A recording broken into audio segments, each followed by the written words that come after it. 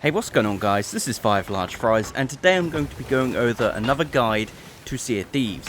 So as you're aware, the world of Sea of Thieves is vast and there's no tutorial, and therefore there's no hand-holding kind of mechanics in this game. And this has led to some people being left a little bit confused as to what to do in the game. So today's video will be going over the sheer basics to get you started. So there's 3 different queues you can join. The Galleon, where you join in with 3 other pirates to create a crew of 4. Duos, where you join another pirate on a sloop to create a crew of 2. And then of course solos, which is self-explanatory. You get the idea. Now the chances are when you spawn in for the first time, you'll most likely spawn inside of a tavern or a bar on an outpost island.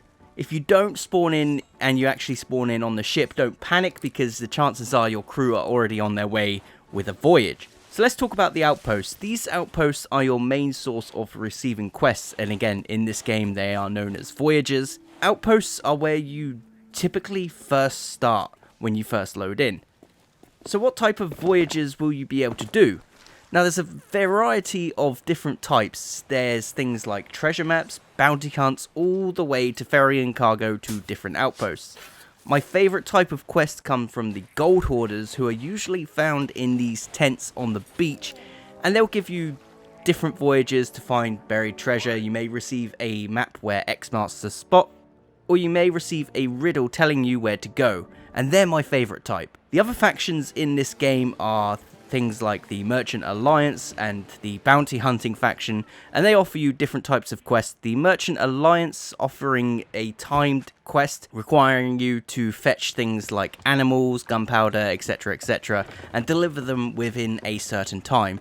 Or of course you have the Bounty Hunters, who will ask you to take on very tough skeleton captains and return their skulls to them for a reward. Now once you've bought into a voyage, it is now time to activate it. Go to your ship and head to the table in the captain's quarters, and from here you can select your voyage and put it up for a vote. You have to go through this process even if you are playing solo, so once you've selected your voyage you then vote for it. If you're playing in a crew, other crew members can also put their voyages up for a vote regardless of its difficulty or rarity, so make sure you vote for the voyage that gives you the best rewards. Once you've voted, you'll embark on that voyage, whether it's a bounty hunt or a hunt for buried treasure. You'll receive more instructions in your maps section of the inventory. For example, you may receive a riddle or a map with an X on it. For these, you want to go to the charted map on the boat and find the island that correlates to what you're after. So maybe the riddle tells you which island to start on, or you may have to look for the island that looks very similar to what you have on your map with the marked treasure. While you're sailing, you may come across wrecked ships. Now these are visible by the flock of seagulls flying overhead.